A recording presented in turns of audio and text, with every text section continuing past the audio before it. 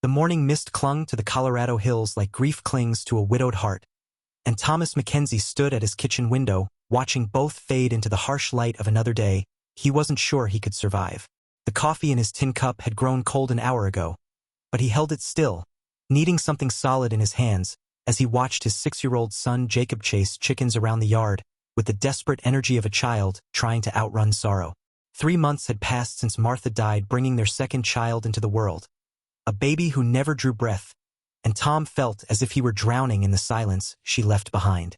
The ranch that once hummed with her laughter and the promise of growing family now echoed with emptiness, every corner holding memories that cut like winter wind through the gaps in his resolve. The ledger book lay open on the kitchen table behind him, its pages telling the story of his failure in neat columns of debt. Crop yields down by half without Martha's help in the garden. Medical bills from her difficult pregnancy mounting like storm clouds. The bank note due in 6 weeks with no earthly way to pay it. Tom had built this homestead with his bare hands and Martha's endless faith. But faith didn't pay creditors, and hope didn't feed livestock. As snow begins to fall in this story, I'm curious where in the world you're listening from, and what's the weather like there right now. There's something about sharing these moments across distance that makes even the hardest stories feel less lonely. Jacob burst through the kitchen door, his cheeks red from the cold morning air and his eyes bright with the kind of joy that children manufacture from nothing more than possibility. "Papa," he said, breathless from running, "the brown hen laid 2 eggs today instead of 1. Maybe she's trying to help us get rich." Tom set down his coffee cup and knelt to his son's level, brushing dirt from the boy's jacket while fighting back the familiar ache in his chest. "That's good thinking, little man," he said, his voice rougher than he intended. "Every egg helps." But Jacob's smile faltered as he studied his father's face with the unsettling perception that children possess. "Papa, are we going to lose the ranch like Mr. Henderson did? Are we going to have to go away?" The question hit Tom like a physical blow because he had no honest answer to give that wouldn't terrify the boy. Henderson's place had been auctioned off just 2 weeks prior, the family scattered to relatives in different states, their children's tears echoing in Tom's memory like a warning of what awaited them all. "We're not going anywhere, son," Tom said, though the words tasted like lies on his tongue. "This is our home, and I'll find a way to keep it." Jacob nodded with the trusting acceptance of childhood, then scampered back outside to continue his important work with the chickens. Tom watched him go, then turned back to the ledger with its unforgiving mathematics. He had $200 to his name, a failing ranch, and a growing boy who deserved better than watching his father surrender to circumstances beyond his control. The sound of wagon wheels on the dirt road outside drew his attention, and Tom recognized his neighbor Samuel Porter approaching with the hurried gait of a man carrying urgent news. Sam dismounted at the porch steps, his weathered face grim beneath his wide-brimmed hat. "Tom," Sam called through the open door, "you best come to town today if you can manage it. There's something happening at the courthouse that might interest a man in your situation." "What kind of something?" Tom asked, stepping onto the porch despite the cold seeping through his thin shirt. "Family auction," Sam said quietly, glancing toward where Jacob played to ensure the boy couldn't hear. "The Morrison widow and her 4 children. Husband died in a mine collapse last month. Left them with nothing but debts. Sheriff's holding the sale this afternoon." Tom felt his stomach clench with a mixture of disgust and desperate interest. Family auctions were legal but ugly affairs where destitute families sold themselves into indentured servitude, trading years of labor for immediate survival. He had heard of such things but never witnessed one, never imagined he might have cause to consider participating. "What are you suggesting, Sam?" Tom asked, though he suspected he already knew the answer. Sam shifted uncomfortably, his boots scraping against the wooden porch.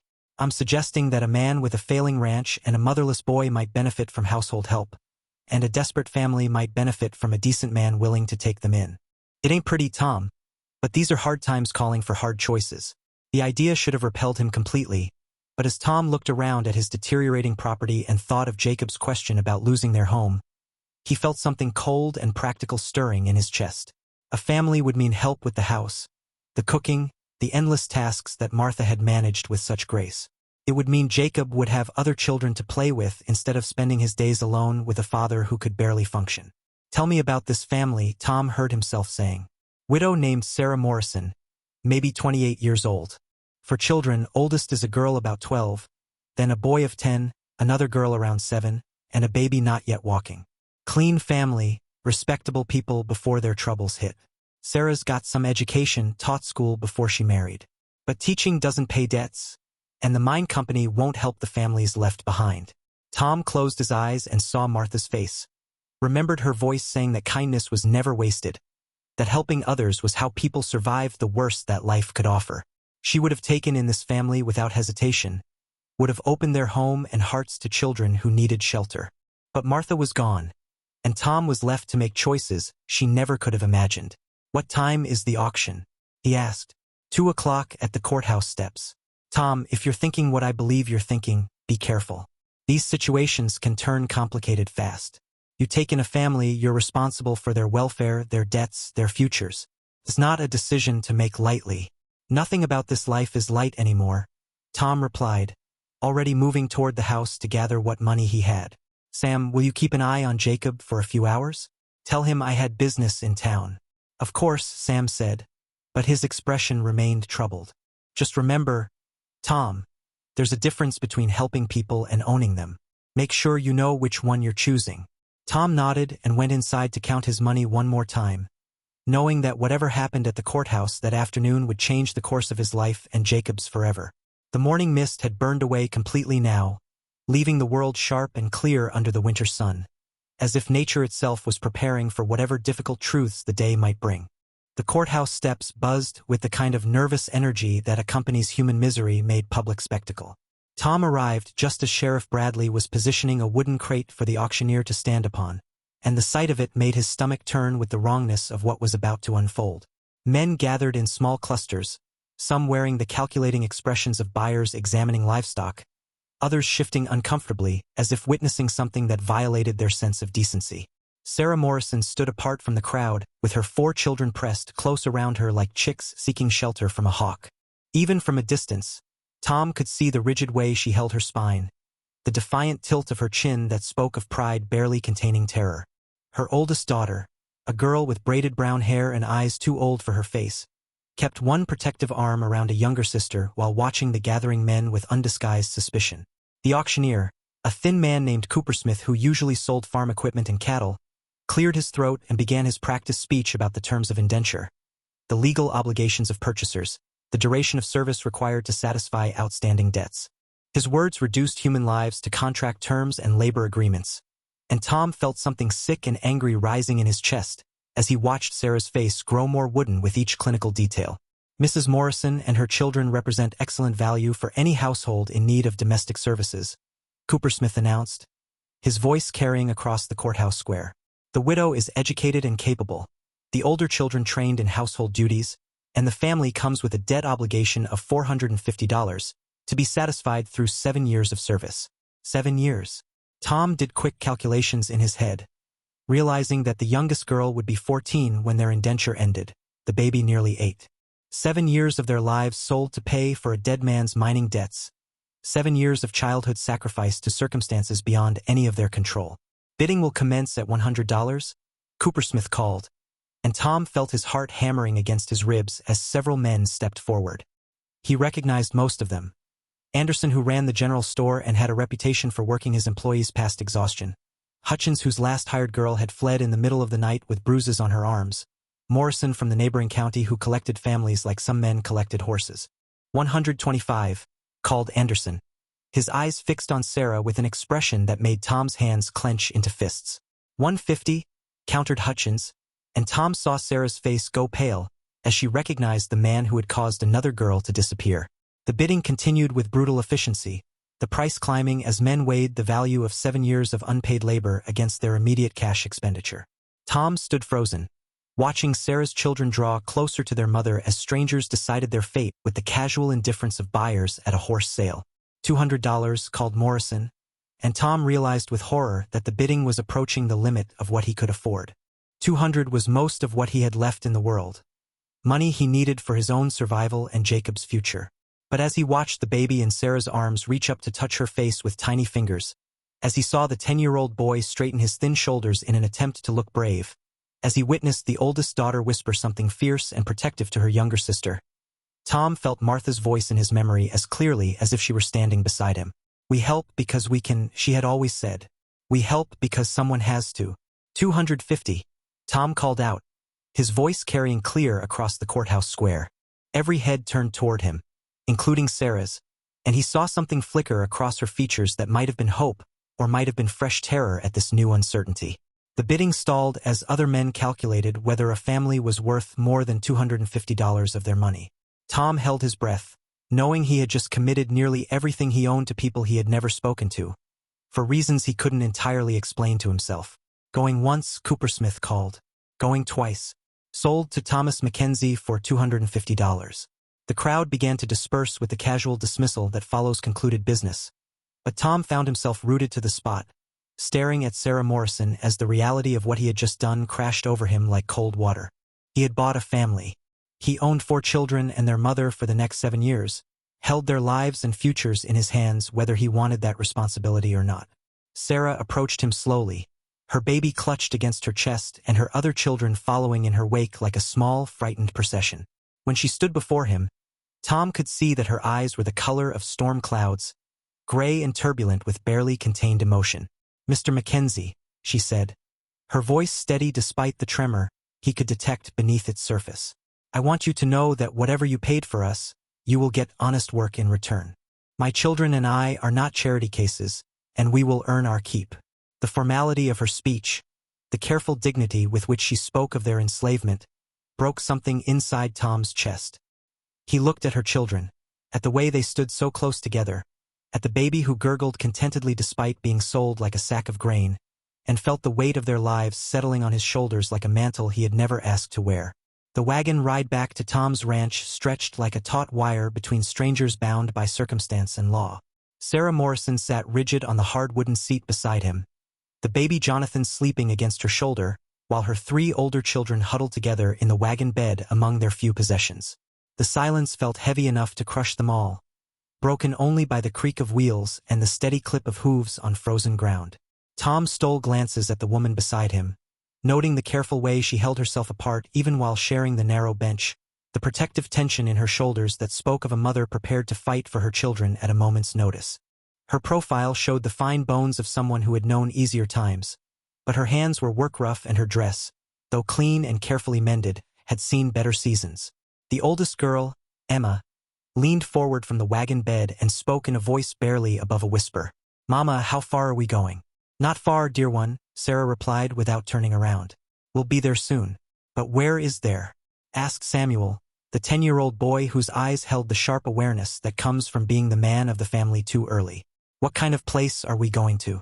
Tom felt the weight of their questions and their fear, understood that his silence was probably making things worse, but found himself uncertain how to offer reassurance to people who had no reason to trust his intentions. Everything he might say would sound hollow or patronizing, promises from a man who had just purchased their lives for the price of a good horse. "You'll have rooms of your own," he finally said, his voice rough from disuse. "The house is big enough. There's good water from the well, and the stove keeps the kitchen warm even when the wind gets fierce." Sarah turned to look at him for the first time since they left town, her gray eyes searching his face for truth or deception. "Rooms of our own?" she repeated as if the concept was too good to believe. "The house was built for a growing family," Tom explained, then immediately regretted mentioning growth and families to a woman whose husband had died and whose children now belonged to a stranger. "There's space for everyone." "What about your son?" Emma asked from behind them. Samuel Porter said, "You have a little boy. Won't he mind us being there?" Tom thought of Jacob, probably still chasing chickens and building stick forts while Sam Porter watched over him, blissfully unaware that his small world was about to expand dramatically. "He'll be glad for the company," Tom said, and hoped it was true. The ranch buildings came into view as they crested the low hill, and Tom saw his property through their eyes. The modest house with its wide porch and solid stone chimney, the barn that needed new shingles, the chicken coop and storage sheds that spoke of a man trying to build something lasting on unforgiving land. It wasn't much by some standards, but it was more than many families had, more than the Morrisons had possessed since their world collapsed with a mineshaft caveat. Rebecca, the 7-year-old, stood up in the wagon bed to get a better look, her small hands gripping the wooden sides. "It's bigger than our old house," she said with the honest observation that children offer without considering how their words might land. Sarah's face tightened, and Tom understood that every reminder of what they had lost was a fresh wound that hadn't yet had time to heal. He wanted to say something comforting, but Comfort felt presumptuous from the man who now held the legal papers that made them his property. Jacob burst from the house as the wagon pulled up to the porch, his face bright with curiosity and excitement. "Papa," he called, running toward them with the boundless energy of a child who had been waiting for something interesting to happen. "Did you bring visitors?" Tom climbed down from the wagon seat and caught his son in a brief embrace, buying himself a moment to figure out how to explain the situation to a 6-year-old who knew nothing about auctions and indenture contracts. "These are the Morrison family, Jacob," he said carefully. "They're going to be staying with us for a while." Jacob looked up at the children in the wagon bed with the frank assessment that children use when meeting potential playmates. The boy Samuel met his gaze steadily, while Emma held herself with the protective posture of an older sister, and little Rebecca tried to hide behind her brother while stealing curious glances at the new boy. "Are you going to play with us?" Jacob asked Samuel directly, cutting through adult complications with the simple logic of childhood. Samuel looked to his mother for guidance, and Sarah gave him a small nod. "I suppose so," Samuel answered, though his voice carried none of Jacob's enthusiasm. Tom helped Sarah down from the wagon, noting how she shifted the baby to one arm so she could maintain her independence, how she refused to lean on him even for the simple courtesy of assistance. Her children gathered around her like she was their anchor in an uncertain world, which Tom realized she was. Samuel Porter emerged from the house, his expression carefully neutral as he took in the scene. Tom introduced him to the Morrison family, and Sam offered polite greetings while his eyes asked questions Tom wasn't ready to answer. "We should get everyone inside," Sam suggested. "Weather's turning, and that baby shouldn't be out in the cold too long." As they moved toward the house, Tom caught Sarah's arm gently, stopping her while the children went ahead with Sam and Jacob. "Mrs. Morrison," he said quietly, meeting her wary gaze. "I know this is strange and frightening for all of you. I know you have no reason to trust me, but I want you to understand that you're not prisoners here. This is meant to be a home, not a workplace." Sarah studied his face for a long moment, her gray eyes searching for something she could believe in. "Mr. Mackenzie," she said finally, "I've learned not to trust what men say about their intentions. I'll judge you by what you do, not what you promise." "Fair enough," Tom replied, and held the door open for her to enter the house that would now shelter them all. The interior of Tom's house felt cavernous after the cramped boarding room where the Morrison family had spent their final weeks before the auction. Sarah stood in the main room holding Jonathan while her children pressed close behind her, all of them taking in the solid furniture, the stone fireplace with its banked coals, the windows that let in generous light even on this gray afternoon. Everything spoke of permanence and comfort that felt almost foreign after months of uncertainty. Tom moved through the space with the awkward energy of a man unaccustomed to guests, especially guests who weren't really guests at all but something else entirely for which he had no proper social protocol. "The fire needs building up," he said, more to fill the silence than from any urgent need to explain his actions. "Gets cold fast when the sun goes down." Jacob bounced on his toes beside Samuel, clearly bursting with questions and excitement about having other children in the house. "Do you like to catch frogs?" he asked Samuel. "There's a creek behind the barn with lots of frogs. Papa says they sleep in the mud when it's cold, but maybe they're still awake." Samuel glanced at his mother before answering. "I never caught frogs before," he admitted. "We lived in town mostly. I can show you how," Jacob offered with the generous confidence of a child sharing specialized knowledge. "It's not hard once you know where to look." Emma stepped closer to Sarah, her voice low and careful. "Mama, where are we supposed to sleep? Do we all stay in one room?" Tom overheard the question and felt heat rise in his cheeks as he realized he hadn't properly explained the arrangements. He had been so focused on the mechanics of getting them here that he hadn't thought through the practical details of actually housing a family of 5. "There are 3 bedrooms upstairs," he said, turning to address Sarah directly. "Jacob and I use one, but the other 2 have been empty since. For a while now. You can arrange yourselves however you're most comfortable." Sarah's eyebrows rose slightly, and Tom could see her calculating whether this was some kind of test or trap. "2 whole rooms for us?" she asked. "The rooms were meant for children," Tom explained, then stopped himself before he could elaborate on the family he and Martha had planned but never had. "One has a cradle that might work for the baby. The other has 2 beds already." Rebecca tugged on Emma's skirt and whispered something that made the older girl nod. Emma cleared her throat and addressed Tom with the careful politeness of a child who had been taught proper manners. "Mr. Mackenzie, sir, Rebecca wants to know if we're allowed to touch things, or if we're supposed to keep our hands to ourselves. The question hit Tom like a physical blow as he realized that these children, who should have been exploring their new surroundings with natural curiosity, were instead asking permission to exist in the space around them. The formality of it, the fear beneath Emma's polite words, made him understand more clearly what the auction had meant to them. "This is your home now," he said, kneeling down to Rebecca's eye level. "You can touch whatever you need to touch. You can sit in the chairs and look out the windows and explore wherever you want to go. The only rule is to be careful around the stove so nobody gets burned." Rebecca nodded solemnly, but didn't move away from her mother's protective proximity. Tom stood and found Sarah watching him with that same searching expression she had worn outside, as if she were trying to solve a puzzle that had too many missing pieces. Sam Porter cleared his throat from near the door. "Tom, I should be getting back to check on my own place. Will you be all right here?" "We'll manage," Tom replied, though he wasn't entirely sure what they would be managing or how. "Thank you for watching, Jacob."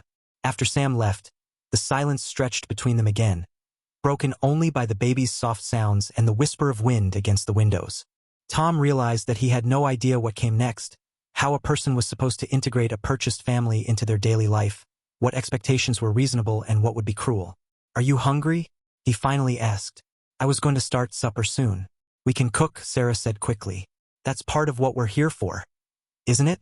The practical reminder of their indenture status hung in the air like smoke, and Tom felt the weight of the legal papers in his jacket pocket. "You don't have to cook tonight," he said. "You've had enough change for one day." But Sarah was already moving toward the kitchen area, her children following in her wake. "If you'll show me where things are kept, I can manage a simple meal. It's better if we start as we mean to go on." Tom watched her survey his kitchen with the efficient eye of someone accustomed to making do with whatever was available.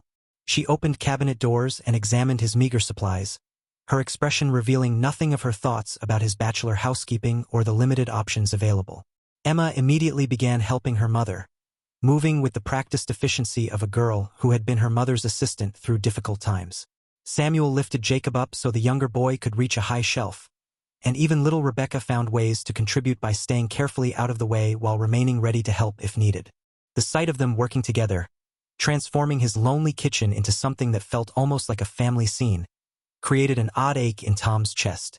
This was what he had imagined when he built this house, what he had dreamed of during the long months of Martha's pregnancy. But he had never imagined it would come to him through an auction, never thought his home would be filled with people who belonged to him legally rather than by love. Jonathan began to fuss in Sarah's arms as she tried to work, and without thinking, Tom stepped forward.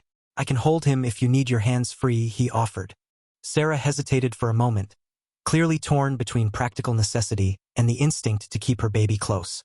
Finally, she carefully transferred Jonathan to Tom's arms, her fingers brushing his for just a moment as she settled the child against his chest.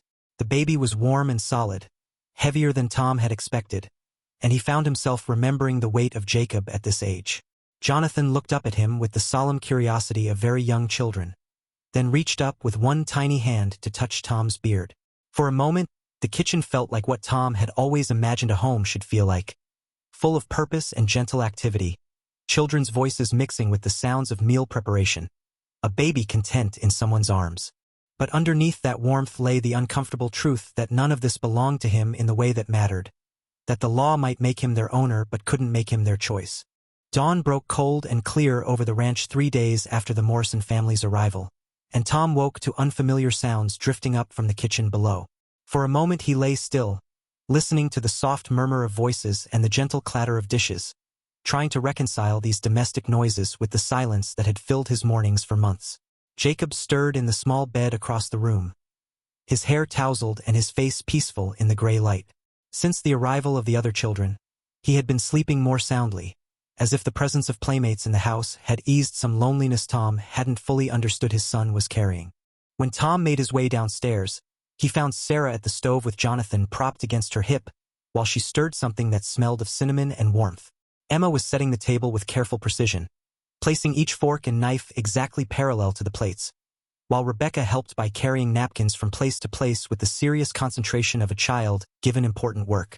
Samuel stood at the window watching Jacob feed the chickens, his expression thoughtful as he observed the younger boy's confident movements around the familiar routine. There was something wistful in the way Samuel watched, the look of a child who had lost his place in the world and was trying to figure out where he might fit in this new one. "Morning," Tom said, his voice still rough with sleep.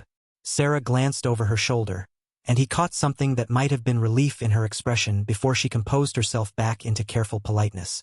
"Good morning, Mr. Mackenzie. I hope you don't mind that I started breakfast. The children wake early, and I thought it was better to keep them occupied." "I don't mind at all," Tom replied, though the truth was more complicated than that. Part of him was grateful for the warmth and activity, but another part felt displaced in his own kitchen, uncertain of his role in this domestic tableau that Sarah orchestrated with such quiet efficiency.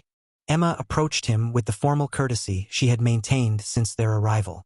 "Mr. Mackenzie, sir, Mama made extra biscuits. She wanted to know if you think they're the kind you like." Tom accepted the offered biscuit and took a bite, tasting the careful balance of salt and butter that spoke of real skill in the kitchen. "These are perfect, Emma," he said, and was rewarded with a small smile that transformed the girl's serious face. "Since you're listening to our story wherever you are in the world right now, I'd love to know what time it is in your part of the world and what's keeping you warm this morning. There's something beautiful about people sharing these quiet moments across all the miles between us." The kitchen door opened and Jacob burst in with Samuel close behind, both boys bringing the sharp scent of cold morning air and the energy that comes from successful completion of chores. "Papa," Jacob announced proudly, "Samuel knows all about chickens too. He says his family had chickens before, and he showed me a better way to scatter the feed so they don't fight each other." Samuel stood a little straighter at Jacob's praise, and Tom saw a flash of the boy he must have been before tragedy reshaped his world. "That's good knowledge to share," Tom said to Samuel. "Maybe you can teach me your method later." The simple acknowledgement brought color to Samuel's cheeks, and Tom realized how hungry the boy was for approval from an adult male, how much he missed having a father's attention and guidance. They sat around the table together, a configuration that felt both natural and strange. Tom found himself watching the easy way Sarah managed Jonathan while still eating her own breakfast, how Emma automatically cut Rebecca's biscuit into smaller pieces, how Samuel listened carefully to Jacob's chattered plans for the day, as if the younger boy's enthusiasm was something precious that needed protecting. After breakfast, when the children had scattered to various activities and Sarah was cleaning dishes with the methodical thoroughness she brought to all her tasks, Tom lingered in the kitchen, uncertain how to begin the conversation they needed to have about expectations and boundaries. "Mrs. Morrison," he finally said, causing her to pause in her dishwashing, "we should discuss how things will work here. What you feel comfortable doing, what the children need, how to make this arrangement work for everyone." Sarah dried her hands on her apron and turned to face him, her gray eyes steady and direct. "Mr. Mackenzie, I appreciate your consideration, but you don't need to ask our comfort. We're here to work, to earn our keep and pay our debt. Just tell us what you need done and we'll do it." The practical resignation in her voice bothered Tom more than outright hostility would have. "It's not that simple," he said. "These are children, not hired hands. They need time to play, to learn things that don't have anything to do with work." "They need security more than they need play," Sarah replied firmly. "They need to know that we're earning our place here, that we're not charity cases who might be turned out if we don't prove our worth." Tom studied her face, seeing the fear beneath her determined independence, the way survival had taught her to expect the worst from any situation that seemed too good to be true. "You're not charity cases," he said quietly, "and you're not going to be turned out. This is your home now for as long as you need it to be." "For 7 years, Sarah corrected him, her voice carrying just a hint of steel. "According to the contract, we belong to you for 7 years, and then we're free to go. I don't want my children getting confused about the nature of our situation here." The word belong hung between them like a physical barrier, and Tom felt the weight of the legal papers that made her statement technically accurate and morally repugnant. He wanted to tear up those papers, to somehow undo the auction and give this family their freedom immediately, but he also understood that without some legal framework, they would have nowhere to go and no means of survival. "What if we don't think of it in terms of belonging?" he suggested. "What if we think of it as helping each other? You help me manage this place and raise Jacob properly, and I help you and your children have a safe place to heal and grow." Sarah considered this for a long moment, her hands still and her attention entirely focused on his face. "And at the end of 7 years?" she asked. "At the end of 7 years, you'll be free to make whatever choice seems best for your family," Tom said. "But I hope by then you'll choose to stay because you want to, not because a piece of paper says you have to." The baby's cry from upstairs interrupted their conversation, and Sarah moved to respond with the automatic efficiency of motherhood. But as she passed Tom on her way to the stairs, she paused and looked back at him. "Mr. Mackenzie," she said softly, "I've learned to be careful about hope. But I'm willing to see what kind of man you prove to be." 2 weeks into their new arrangement, Tom discovered Sarah in Martha's old garden plot behind the kitchen, her skirts tucked up and her hands deep in the cold earth. She was examining the dormant rose bushes with the focused attention of someone who understood the language of growing things, her fingers gentle as she tested the flexibility of winter brittle branches. The sight stopped him in his tracks, not because she was somewhere she shouldn't be, but because she looked so perfectly right there among the sleeping plants, as if the garden had been waiting for someone who knew how to tend it properly. Martha had loved this space, had spent countless hours planning what would grow where, but Tom hadn't touched it since her death, couldn't bear to see it wild and neglected. "You don't have to work out here," he said, approaching carefully so he wouldn't startle her. "The ground's too hard this time of year anyway." Sarah sat back on her heels and brushed a strand of hair from her face, leaving a smudge of dirt on her cheek that made her look younger and more vulnerable than her usual composed demeanor suggested. "I'm not working," she replied. "I'm just looking. Gardens tell stories if you know how to listen to them." Tom found himself curious despite his discomfort with anyone else touching Martha's plans. "What story does this one tell?" Sarah stood and gestured toward the carefully planned beds, most of them now brown stubble and bare soil. "Someone loved this space," she said quietly. "Loved it enough to plan for years ahead, to plant things that would take time to mature. These roses are at least 5 years old, and they're positioned to catch the morning sun while protecting the herbs underneath. Whoever designed this understood how things grow together. My wife," Tom said, the words coming out rougher than he intended. "She planned all of this before we even finished building the house." Sarah's expression softened with understanding, and she looked around the garden with new reverence. "She had good instincts," she said. "Everything here wants to thrive. It just needs someone to remember what it's supposed to become." The simple observation hit Tom like a revelation, the idea that dormant things weren't dead things, that what looked barren might simply be waiting. He found himself really seeing the garden for the first time since Martha's death, noticing not just the absence of her tending hands but the persistent potential in every sleeping plant. "Would you like to work with it?" he heard himself asking. "When spring comes, if you wanted to bring it back." Sarah's eyes widened slightly, as if the offer was more generous than she had expected. "I would like that," she admitted. "I had a small garden at our old house, before everything changed. I miss having my hands in the soil, miss watching things grow." They stood together in comfortable silence for a moment, both looking at the promise hidden in the winter bare ground. Then Emma appeared at the kitchen door, calling for her mother with the urgent tone that meant baby Jonathan needed attention. As they walked back toward the house together, Sarah spoke without looking at him. "Your wife must have been a remarkable woman, to plan something so beautiful knowing she might not live to see it fully grown." "She was," Tom replied simply, and realized that for the first time since Martha's death, thinking of her didn't feel like drowning. Inside, they found controlled chaos as Emma tried to manage a fussy Jonathan, while Rebecca attempted to help Jacob with something that involved string and appeared to be going badly. Samuel sat at the table with one of Tom's few books open before him, his finger tracking carefully under each word as he worked through a passage about crop rotation. The domestic scene felt more natural now than it had those first awkward days, the children moving around each other and the adults with the easy accommodation that comes from learning each other's rhythms. Tom had begun to understand that Emma was the steady one, reliable and careful with responsibility, while Samuel was the thinker, always analyzing and trying to understand how things worked. Rebecca was the dreamer, quick to imagine stories and possibilities, and Jacob thrived as the enthusiastic teacher, delighted to have someone younger than himself to guide and protect. Sarah took Jonathan from Emma's arms and settled him against her shoulder with the practiced efficiency of motherhood.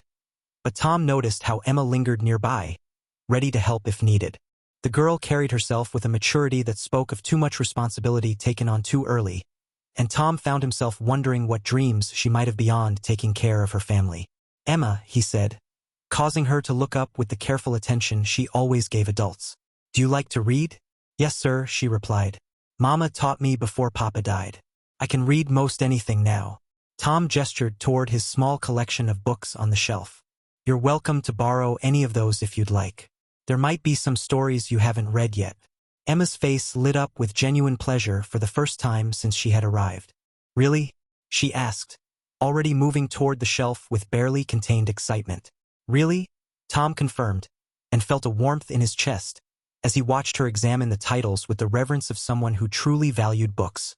Sarah caught his eye over Jonathan's head and mouthed thank you with an expression that held more gratitude than such a small gesture should have warranted. But Tom was beginning to understand that for this family, small kindnesses felt large because they had learned not to expect them. The afternoon passed quietly, each person finding their own occupation within the shared space of the house. Tom worked on repairing a broken harness while Samuel watched and asked careful questions about the process. Emma disappeared into one of the books with complete absorption. Rebecca played an elaborate game with cornhusk dolls that seemed to involve a great deal of whispering and dramatic gestures. Sarah tended to Jonathan and various household tasks with her characteristic quiet efficiency. As evening approached and shadows began to lengthen across the kitchen floor, Tom realized that somewhere in the midst of ordinary activities and comfortable silences, they had begun to feel like something that resembled a family. Not the family he had planned with Martha, not the family Sarah had built with her first husband, but something new and unexpected that was growing from the ashes of their separate losses. The thought should have frightened him, this gradual softening of boundaries and expectations, but instead it felt like the first truly hopeful thing that had happened to him in months.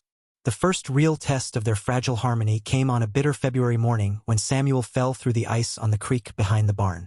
Tom was in the house reviewing his ledgers when he heard Jacob's terrified scream cut through the winter air like a blade, followed immediately by Emma's voice calling for help with a desperation that sent him running before he fully understood what had happened. He found Emma kneeling at the creek's edge, her dress soaked to the knees as she reached toward Samuel, who had managed to grab hold of a fallen branch but couldn't pull himself out of the frigid water. His lips were already blue with cold, and Tom could see the boy's strength failing as the current tried to drag him downstream. Without thinking, Tom plunged into the creek, the shock of the icy water driving the breath from his lungs as he fought his way toward Samuel. The boy's eyes were wide with terror and something that looked like shame, as if he believed this was somehow his fault, that he had brought trouble to people who had already done too much for his family. "I've got you," Tom gasped, wrapping his arms around Samuel and lifting him from the water. "You're safe now." But Samuel was shaking so violently he could barely speak, and Tom realized they needed to get him warm immediately or risk losing him to the cold that was already stealing the heat from his small body. He carried the boy toward the house, Emma and Jacob running alongside, all of them soaked and shivering. Sarah met them at the door, taking in the situation with one swift glance before moving into the efficient crisis mode that mothers master through necessity. "Get him to the fire," she ordered, already pulling quilts from the closet while Emma ran to heat water on the stove. As they worked together to warm Samuel, stripping off his frozen clothes and wrapping him in dry blankets, Tom felt something shift in the dynamics between them. There was no discussion of roles or responsibilities, no careful politeness or formal boundaries. Sarah gave directions and Tom followed them without question. Both of them focused entirely on the boy who lay shivering between them. "How did this happen?" Sarah asked, her voice tight with the controlled fear that comes when a mother nearly loses a child. Samuel tried to answer through chattering teeth, but Jacob spoke up instead, his small voice heavy with guilt. "We were looking for the place where Papa said the frogs sleep in the mud." Samuel wanted to see if any were still awake, but the ice looked thicker than it was. "No one's to blame," Tom said firmly, addressing both boys but looking directly at Samuel. "Ice is tricky this time of year. Even grown men fall through sometimes." But Sarah's face had gone pale, and Tom could see her withdrawing into the protective shell she wore when fear threatened to overwhelm her careful composure. "This is exactly what I was afraid of," she said quietly. "We've brought nothing but trouble to your house." "That's not true," Tom replied, surprised by the vehemence in his own voice. "Accidents happen. Children explore and sometimes get into situations they can't handle alone. That's why families exist, to help each other through the dangerous moments." In the quiet space where you're listening to this story, whether it's morning coffee time or late evening wherever you are, I wonder if you've ever had one of those moments when crisis strips away all the careful walls we build, when helping someone becomes the only thing that matters. As Samuel's shivering began to subside and color returned to his lips, he looked up at Tom with an expression that held gratitude and something deeper, something that looked like the beginning of trust. "Thank you," he whispered. "I thought I was going to die in there." Tom smoothed the boy's damp hair back from his forehead with a gentleness that surprised him. "You're tougher than that," he said, "and you're not alone anymore. We look out for each other here." Sarah's eyes filled with tears she was trying not to shed, and Tom understood that she was fighting against hope, against the dangerous possibility that this place and these people might actually offer the safety she had stopped believing existed. Emma brought hot broth from the kitchen, and they coaxed Samuel to drink it in small sips while Rebecca sat close beside her brother, patting his hand with the solemn concentration of a child who has been frightened by how quickly security can disappear. Later, when Samuel was sleeping peacefully and the immediate crisis had passed, Tom found Sarah standing at the kitchen window looking out at the creek that had nearly claimed her son. Her shoulders were rigid with tension, and he could see her hands trembling slightly as she gripped the windowsill. "He's safe," Tom said quietly, coming to stand beside her. "He's going to be fine." This time, Sarah replied without looking at him. "But what about next time?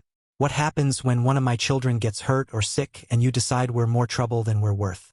What happens when you realize that taking care of 5 people is harder than you thought it would be?" Tom turned to face her fully, waiting until she met his eyes before speaking. "Sarah, I made a promise when I brought you here, not just to honor the legal contract, but to treat you and your children as family. Family doesn't abandon each other when things get difficult." "You say that now," she said, her voice barely above a whisper. "But promises are easy to make and hard to keep when circumstances change." Tom thought of Martha, of the promises he had made to her about the life they would build together, promises that death had made impossible to fulfill in the way he had intended. But he had learned that some promises could be honored in unexpected ways, that love didn't always look the way you planned but could still be real and sustaining.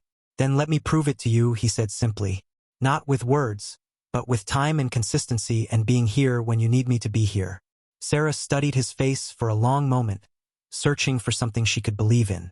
Finally, she nodded just barely, but it felt like the first real step towards something that might eventually become trust. As they stood together in the gathering dusk, both watching the creek that had tested their fragile new bonds, Tom realized that families weren't just born from love and intention. Sometimes they were forged in moments of crisis, when people discovered they would fight for each other's survival without question or reservation. The thought both terrified and comforted him, the understanding that he was no longer responsible only for himself and Jacob, but for all of them, bound together now by something stronger than legal contracts or financial arrangements. Spring arrived early that year, bringing with it the kind of warm afternoons that made winter feel like a distant memory and filled the air with the green scent of things awakening.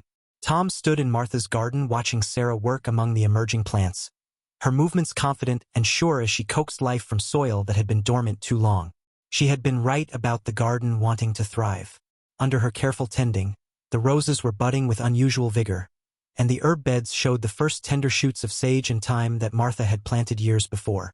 Sarah had added her own touches too, rows of vegetables that would feed them through the coming winter, flowers that would bring color and joy to the meals she prepared with such quiet skill. The children had grown too, not just in height but in the easy way they moved through the house and grounds as if they had always belonged there. Samuel helped Tom with the heavier farm work now, his thin frame filling out with good food and physical labor, his questions about crops and livestock showing a genuine interest in learning the skills that might one day make him independent. Emma had devoured every book in Tom's collection and was now working her way through Martha's journals, reading about garden planning and household management with the hungry attention of someone storing knowledge for future use. Rebecca had appointed herself chief assistant to anyone who needed help, moving between Sarah's cooking, Emma's reading lessons with Jacob, and Samuel's work with the animals with the cheerful efficiency of someone who had found her place in the world. It was Jacob who surprised Tom the most, though. His son had blossomed in ways Tom hadn't expected, becoming more confident and generous as he learned to share space and attention with other children. The loneliness that Tom had worried about but hadn't known how to address had simply disappeared, replaced by the easy camaraderie of a boy who had siblings to teach and learn from. "Tom," Sarah called from where she knelt among the bean plants, causing him to realize he had been standing motionless for several minutes, lost in thoughts about how much their lives had changed. "Could you help me with this section? The poles need to be taller than I can manage alone." He moved to assist her, taking the long stakes she had prepared and driving them deep into the soft earth while she held them steady. Working beside her felt natural now, their movements synchronized in the way that comes from months of shared tasks and growing understanding of each other's rhythms. "You've brought this place back to life," he said as they worked, gesturing toward the thriving garden that bore little resemblance to the neglected plot it had been just months before. "We brought it back together," Sarah corrected him, her hands never pausing in their work of tying bean vines to the supports. "Nothing grows alone, Tom. Everything needs something else to help it reach its potential. The simple statement carried weight beyond gardening advice, and Tom found himself thinking about the truth of it as applied to their unusual family. None of them had been thriving alone. He and Jacob had been isolated in their grief, Sarah and her children trapped in poverty and desperation, but together they had created something that nourished all of them. As if summoned by his thoughts, the children appeared around the side of the house, Samuel and Jacob carrying fishing poles while Emma and Rebecca followed with a basket that Tom suspected contained more books than food for their planned picnic by the creek. "Can we take Jonathan with us?" Emma asked Sarah, settling the baby more securely against her hip. "He likes watching the water, and Rebecca promises to help me keep him safe." Sarah looked from Emma's responsible face to Rebecca's eager expression, clearly weighing the risks against the benefits of giving the older girls more independence. "All right," she said finally, "but stay where the water is shallow, and come back before the sun gets low." As the children headed toward the creek with their mix of fishing equipment, books, and baby brother, Tom felt a contentment settle over him that he hadn't experienced since Martha's death. This was what home was supposed to feel like, he realized. Not just a place where people lived, but a place where they grew together, where each person's presence made the other stronger. Sarah must have noticed his expression because she paused in her work to study his face. "You look peaceful," she observed. "More peaceful than when we first arrived." "I feel peaceful," Tom admitted, surprised by his own honesty. "For the first time in months, I feel like I'm exactly where I'm supposed to be, doing exactly what I'm supposed to be doing." Sarah smiled, a real smile that transformed her features and reminded Tom of how beautiful she was when she wasn't carrying the weight of fear and uncertainty. "I know what you mean," she said softly. "I had forgotten what it felt like to plan for next season instead of just surviving until tomorrow." They finished securing the bean poles in comfortable silence, both of them aware that something significant had shifted between them over the past months. The careful boundaries and formal politeness had gradually dissolved, replaced by the easy intimacy of people who had learned to trust each other's intentions and rely on each other's strengths. When the work was finished, they sat together on the porch steps watching the afternoon light slant across the garden they had restored together. Tom found himself acutely aware of Sarah's presence beside him, the way her hair caught the sunlight, the competent grace of her hands as she adjusted her skirts, the quiet strength that had carried her through circumstances that would have broken someone with less resilience. "Sarah," he said, then stopped, uncertain how to voice the thoughts that had been growing in his mind for weeks now. She turned to look at him, her gray eyes patient and attentive. "What is it?" Tom struggled to find words for feelings that seemed too large and complicated for simple expression. "When this arrangement started, it was about survival. You needed a place to live, and I needed help managing this place and raising Jacob. But somewhere along the way, it became something else." "Something else?" she prompted gently. "Something that feels less like an arrangement and more like a choice," Tom said. "Something that feels less like obligation and more like belonging." Sarah was quiet for a long moment, her gaze moving from his face to the garden where their combined efforts had created new life from dormant soil. "I felt it too," she said finally. "This sense of rightness, as if all the difficult things that brought us together were leading to something good instead of just more hardship." The admission hung between them like a bridge neither was quite ready to cross, full of possibility and fraught with the complexity of their legal situation and their separate griefs. But for the first time since the auction, Tom allowed himself to imagine that their future might hold choices beyond mere survival, that the family they had accidentally created might become the family they actively chose to be. The trouble began on a Sunday morning when Tom and his family arrived at church together, the 5 Morrison family members walking beside him with the easy familiarity that had developed over months of shared meals and common purpose. Tom hadn't considered how their arrangement might appear to others until he saw the way conversations stopped when they approached, the way women's heads bent together in whispered speculation. Sarah noticed too, her spine straightening with the defensive posture Tom had learned to recognize, her children drawing unconsciously closer to her protective presence. They took their usual pew near the back, but Tom felt the weight of curious and disapproving stares like physical pressure against his shoulders. After the service, as families gathered on the church steps to exchange pleasantries and weekly news, Tom found himself surrounded by neighbors whose friendly greetings carried undercurrents of judgment and barely concealed curiosity. Mackenzie called out Henry Anderson, the store owner who had bid against Tom at the auction. "Heard you've got quite the household arrangement these days. Must be convenient having so much help around the place." The word convenient carried implications that made Tom's jaw tighten, but before he could respond, Mrs. Patterson from the neighboring farm stepped closer with the satisfied expression of someone about to deliver unwelcome truth. "It's unseemly, Thomas," she announced loud enough for several families to hear. "A man living alone with an unmarried woman and all those children. People are starting to talk about what kind of example you're setting." Tom felt heat rise in his face. Not from shame but from anger at the suggestion that there was anything improper about their arrangement. "Sarah and her children are members of my household," he said carefully. "They're under my protection, and anyone who suggests otherwise is mistaken about the nature of our situation." "Protection," repeated Mrs. Patterson with a sniff of disdain. "Is that what we're calling it now? A young widow living under your roof without benefit of marriage, cooking your meals and tending your house like a wife in everything but name." Sarah appeared at Tom's elbow. Jonathan balanced on her hip, and her other children clustered behind her like a small army prepared for battle. Her face was composed, but Tom could see the hurt and humiliation she was fighting to conceal. "Mrs. Patterson," Sarah said with deadly politeness, "I understand your concern for propriety.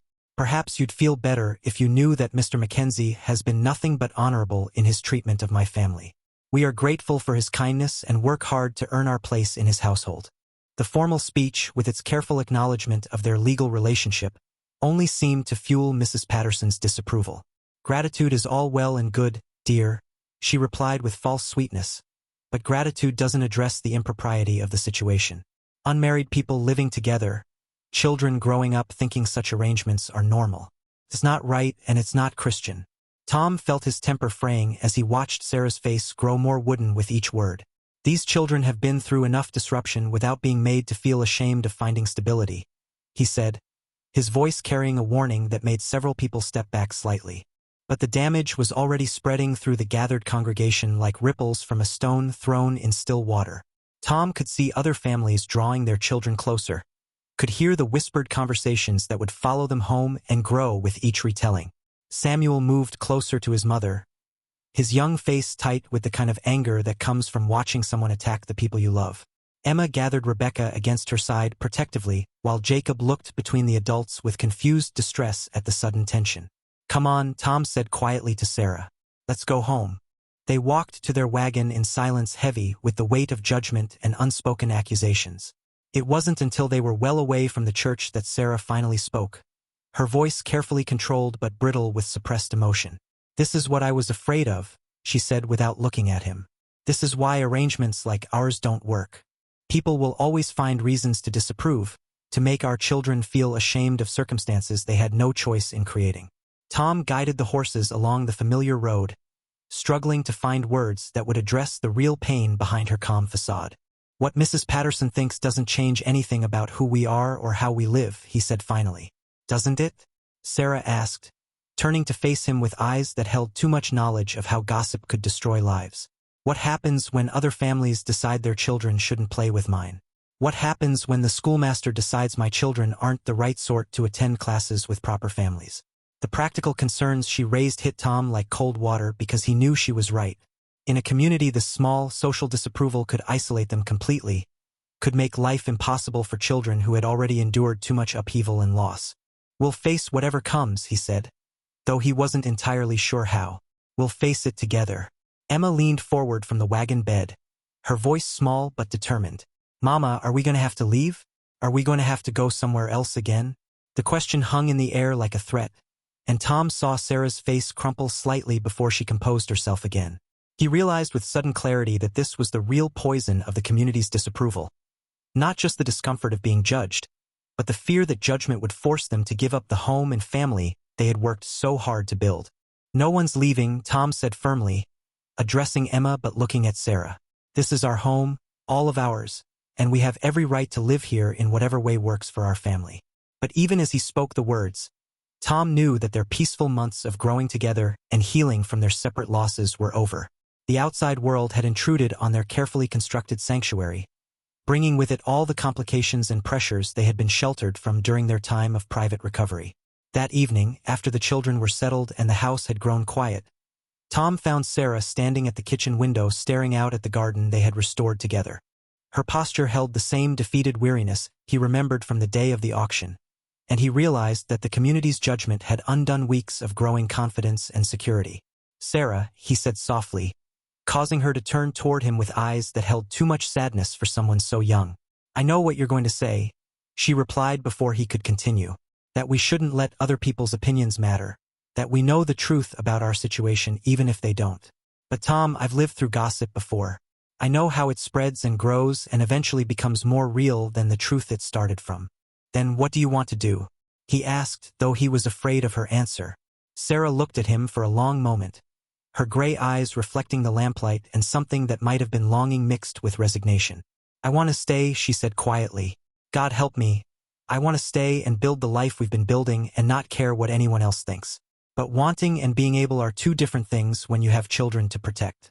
The crisis came to a head 3 days later when Sheriff Bradley arrived at Tom's door with a folded paper in his hand and an expression that mixed official duty with personal discomfort. Tom knew before the man spoke that their fragile peace was about to be shattered completely. "Mackenzie," the sheriff said, removing his hat with the careful courtesy of someone delivering bad news. "I'm afraid I have to serve you with a formal complaint. Mrs. Patterson and several other community members have petitioned the court regarding your household situation." Tom took the paper with hands that remained steady despite the cold fear spreading through his chest. "What kind of complaint?" he asked, though he suspected he already knew. "Moral turpitude," the sheriff replied, his voice heavy with reluctance. "They're claiming your arrangement with the Morrison family violates community standards and presents an improper environment for the children involved. There's to be a hearing next week to determine if the children should be removed to more suitable homes." The words hit Tom like physical blows, each one carrying the weight of potential destruction. Behind him, he could hear Sarah's sharp intake of breath, could feel her presence in the doorway even though he didn't turn around. "On what grounds?" Tom demanded. "Those children have been fed, clothed, educated, and cared for better here than in any orphanage or foster situation the county could provide." Sheriff Bradley shifted uncomfortably, clearly wishing he were anywhere else. "The complaint alleges that an unmarried woman living in your household without proper supervision creates an immoral environment, regardless of the practical arrangements. They're questioning whether children should be exposed to such a situation." Tom felt rage building in his chest, hot and dangerous, at the thought of his neighbors deciding that Jonathan should be separated from his mother, that Samuel and the girls should be torn away from the only stability they had known since their father's death. "This is ridiculous," he said, his voice carrying an edge that made the sheriff take a step back. "Sarah Morrison is a member of my household staff, legally bound by contract. There's nothing immoral about providing employment and shelter to a woman and her children." But even as he spoke the formal words that reduced their relationship to legal terminology, Tom felt something crucial slipping away from them.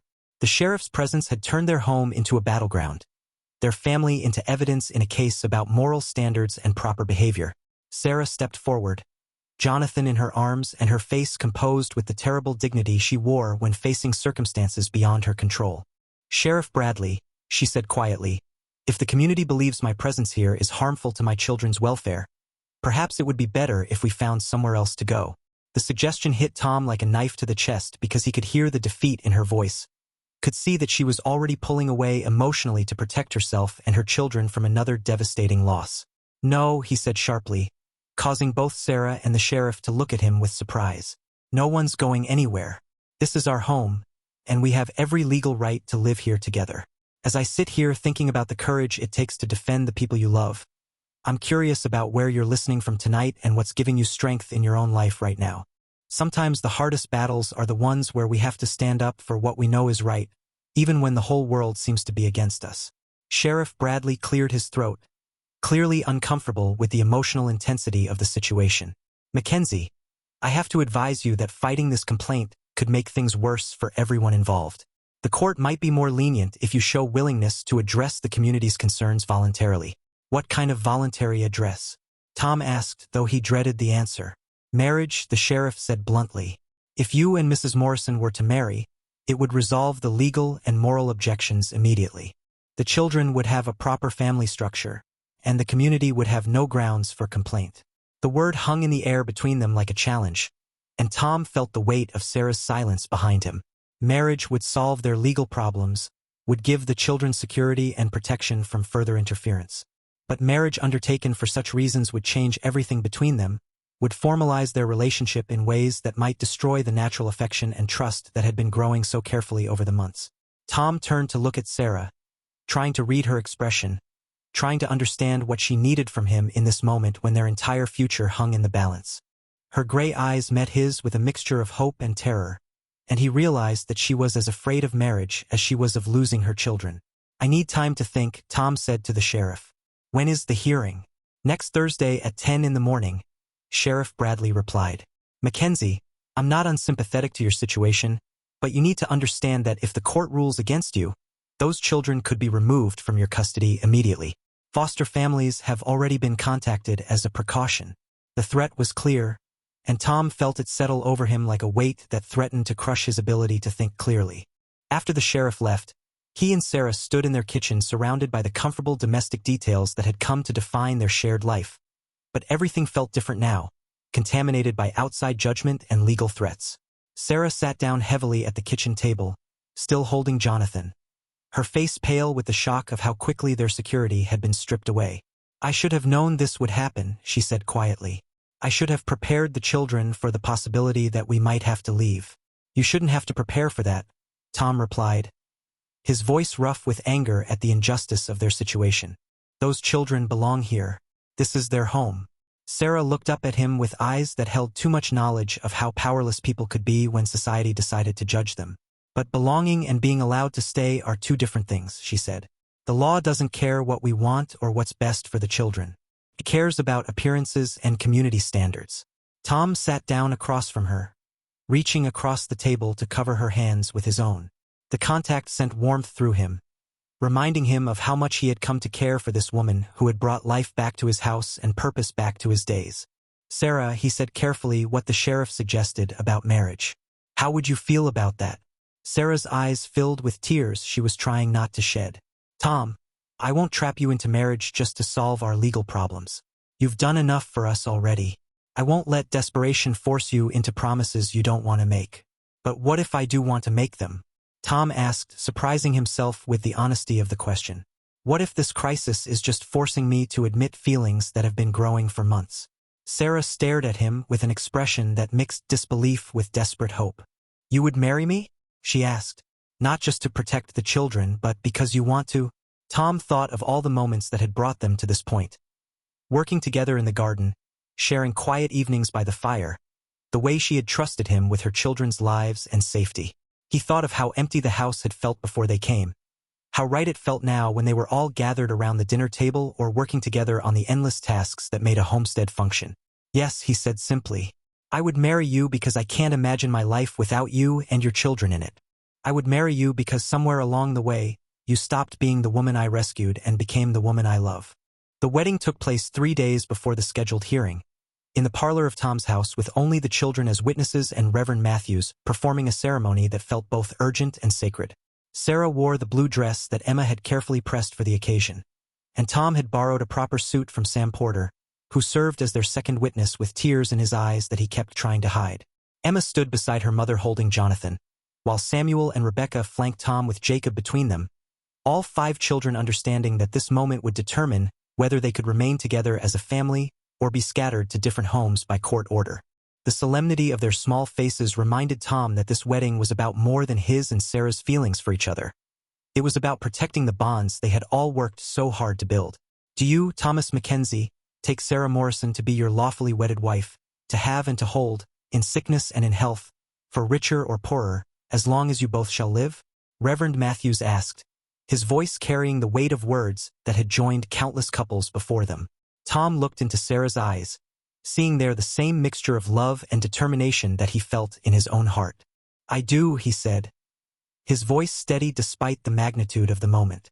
"And do you, Sarah Morrison, take Thomas Mackenzie to be your lawfully wedded husband, to have and to hold, in sickness and in health, for richer or poorer, as long as you both shall live?"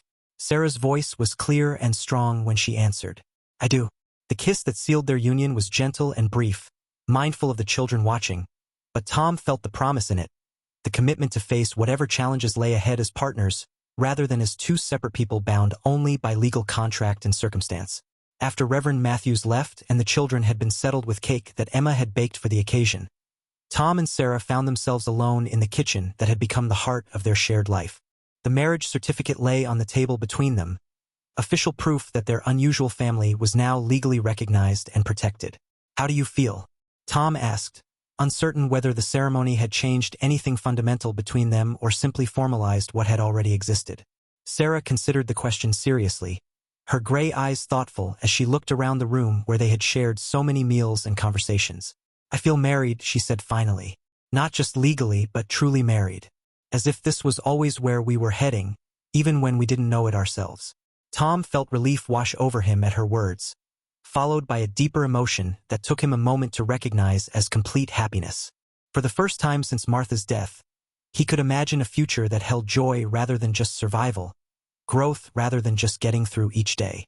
The hearing the following Thursday was a formality that lasted less than an hour. Sheriff Bradley presented the original complaint, Tom's lawyer produced the marriage certificate, and Judge Harrison declared the matter resolved with barely concealed impatience at having his time wasted on gossip and moral posturing. Mrs. Patterson and her supporters sat in the courtroom with disappointed expressions, clearly hoping for more drama than the simple presentation of legal documents that rendered their complaints moot.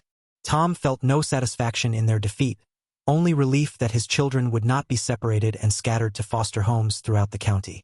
Walking out of the courthouse as a legally married family felt like emerging from a storm into sunlight. The children chattered excitedly about having their names cleared and their security assured, while Sarah walked beside Tom with the quiet confidence of a woman who no longer had to fear losing everything she cared about. That evening, as they sat on the porch watching the sunset paint the sky in shades of gold and rose, Samuel approached Tom with the serious expression he wore when wrestling with important thoughts. "Pa," he said, using the title that had emerged naturally over the past weeks.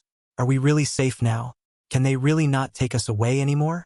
Tom felt his heart clench at being called Pa, at the trust implicit in Samuel's use of the word that made him not just Tom Mackenzie who had bought them at auction, but the father figure this boy had needed since his own father's death.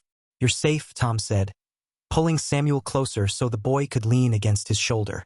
"You're my son now, legally and in every way that matters. All of you are my children, and Sarah is my wife, and this is our home. No one can change that." Rebecca climbed onto Tom's other knee, her small arms wrapping around his neck with the spontaneous affection that had taken months to develop. "I'm glad you married Mama," she whispered against his ear. "I'm glad we get to stay forever." "Forever?" Tom agreed, looking over the children's heads to meet Sarah's eyes where she sat holding Jonathan and watching this scene of domestic happiness with an expression of wonder, as if she still couldn't quite believe their good fortune.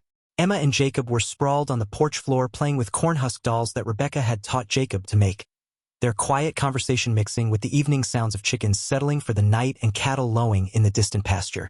The scene was so peacefully ordinary that Tom had to remind himself how close they had come to losing it all. Later, after the children were settled in their beds and the house had grown quiet, Tom and Sarah stood together in the garden where so much of their courtship had taken place among growing things and plans for the future. The beans were climbing their poles now, reaching toward the stars that scattered across the clear night sky like promises of good things to come. "Thank you," Sarah said quietly, her hand finding his in the darkness. "Thank you for fighting for us, for choosing us, for making us a real family instead of just people who happen to live in the same house." Tom brought her hand to his lips, pressing a gentle kiss to her knuckles that were slightly rough from garden work and household tasks. "Thank you for trusting me with your children's lives," he replied. "Thank you for bringing love back into this house and teaching me that families can be built as well as born." As they stood together surrounded by the garden they had restored and the life they had built from the ashes of their separate losses, Tom understood that some of the most beautiful things in the world grew not from perfect conditions, but from the determination to create something good from whatever circumstances life provided. Their love story might have begun with an auction and a desperate transaction, but it had become something that would shock the West not for its unconventional beginning, but for the proof it offered that families could be chosen, that love could grow in the most unlikely soil, and that sometimes the most powerful thing a person could do was simply refuse to give up on the people who mattered most. 5 years later, Tom Mackenzie stood before the newly completed schoolhouse that bore a simple plaque reading Immerse Mackenzie Community School, watching his wife Sarah ring the bell that would call the children of 3 counties to their first day of classes. The building itself was modest but solid, built with lumber from Tom's own land and labor donated by neighbors who had come to respect what the Mackenzie family had accomplished. Samuel, now 15 and nearly as tall as his stepfather, helped younger children find their assigned seats, while Emma, 18 and certified as a teacher through correspondence courses, arranged books and supplies with the efficient grace she had inherited from her mother.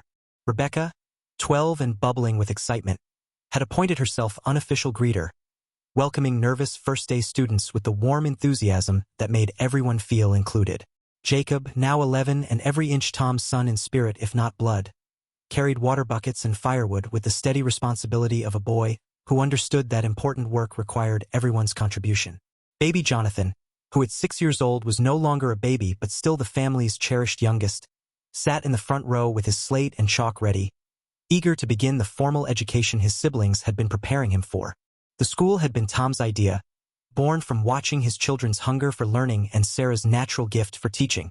But it had become the community's project, a way of acknowledging that the Mackenzie family had brought something valuable to their corner of Colorado that went beyond their personal success. What Tom had done after buying that family at auction had indeed shocked the West, though not in ways anyone could have predicted.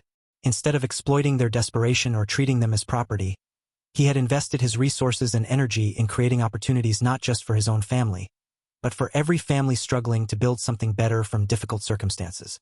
The school was only the most visible example. Over the years, Tom had quietly paid the debts of 3 other families facing auction, had hired men down on their luck to help with ranch work that gave them dignity along with wages, had opened his home to travelers and neighbors in need with the same generosity Sarah had taught him was possible. As families from across the territory are gathering here for this school opening, I'm wondering where you're listening to the story from and what time it is in your corner of the world. There's something beautiful about how acts of kindness ripple outward, creating connections and community that spread far beyond what any one family could imagine. The opening ceremony was simple but meaningful, with Reverend Matthews offering a blessing and several community leaders speaking about the importance of education for building strong futures. But Tom found his attention drawn not to the speeches but to the faces in the crowd, particularly the faces of children whose parents had once whispered about the impropriety of his household arrangements. Those same children now played easily with his own sons and daughters, had shared meals at his table, had been tutored by Emma when they struggled with reading, had learned farming techniques from Samuel when their own families needed help with difficult harvests. The moral concerns that had once threatened to tear his family apart had been replaced by gratitude for the stability and generosity the Mackenzie family brought to their community. Mrs. Patterson was there too, her expression carefully neutral as she watched Sarah address the gathered families with the confidence of a woman who had found her true calling. The older woman had never apologized for the crisis she had created, but she had quietly enrolled her youngest grandson in the school and had been heard to comment that Mrs. Mackenzie ran the finest educational program in 3 counties. After the ceremony, as families dispersed to their homes and the children settled into their first lessons, Tom found Sarah in the school garden where she was examining the vegetables that would provide fresh food for students' lunches throughout the growing season. She looked up at his approach with the smile that still had the power to make his heart skip, even after 5 years of marriage. "Proud of yourself?" he asked, gesturing toward the bustling classroom visible through the open windows. "Proud of us," Sarah corrected him, her hand finding his with the natural ease of long partnership. "Proud of what we built together, what we're still building." Tom looked around at the thriving garden, the solid schoolhouse, the sound of children's voices raised in learning and laughter, and felt the deep satisfaction that comes from seeing dreams take root and flourish in reality. None of this would have existed without the desperate circumstances that brought Sarah and her children into his life, without the community pressure that forced them to confront their feelings, without the determination to create something good from whatever materials life provided. Emma appeared in the doorway, her teacher's apron already dusty with chalk, and her eyes bright with the excitement of someone discovering their true purpose. "Mama, Papa," she called, using the titles that had become as natural as breathing.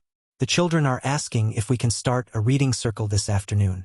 They want to hear stories about families who overcome difficult beginnings." Sarah and Tom exchanged a look that held 5 years of shared memories, shared struggles, and shared victories. "Of course," Sarah replied. "There are many such stories worth telling."